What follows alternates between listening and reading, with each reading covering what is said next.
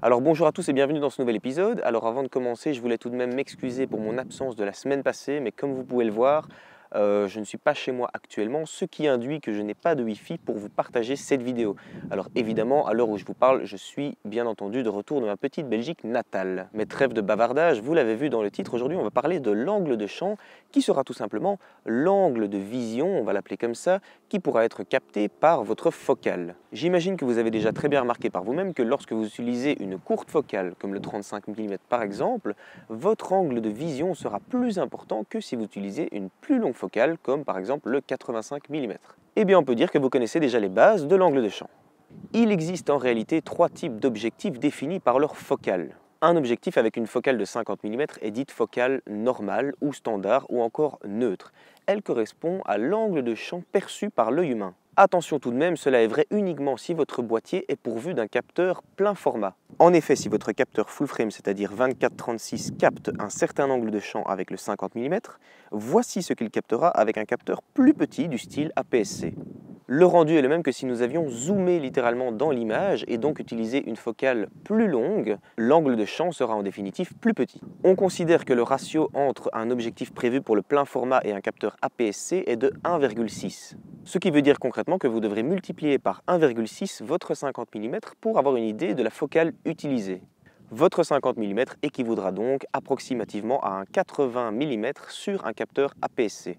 Inutile de préciser qu'il existe bien d'autres tailles de capteurs et que le ratio sera à chaque fois différent. Renseignez-vous donc bien sur le capteur qui est présent dans votre boîtier. Mais revenons donc à nos moutons, les optiques avec une focale inférieure à 50 mm sont donc appelées grand angle. Par définition, ces objectifs auront un large champ de vision. Les objectifs dont la focale dépasse 50 mm sont quant à eux appelés téléobjectifs. Jusque-là, rien de bien compliqué. Petite précision encore, vos objectifs peuvent soit être à focale fixe, par exemple un 35 mm, un 50 mm, un 85 mm, sont des objectifs à focale fixe. Ou alors des objectifs à focale variable, qu'on appelle aussi zoom. Par exemple le 18-55, 18-105, 70-200 sont des objectifs dont on pourra modifier la focale et donc l'angle de champ perçu. Si les zooms ont évidemment un avantage certain face à leurs concurrentes, ils sont aussi souvent plus lourds, moins lumineux et très souvent avec un moins bon piqué que les objectifs à focale fixe. À vous donc de faire le bon choix par rapport à vos besoins.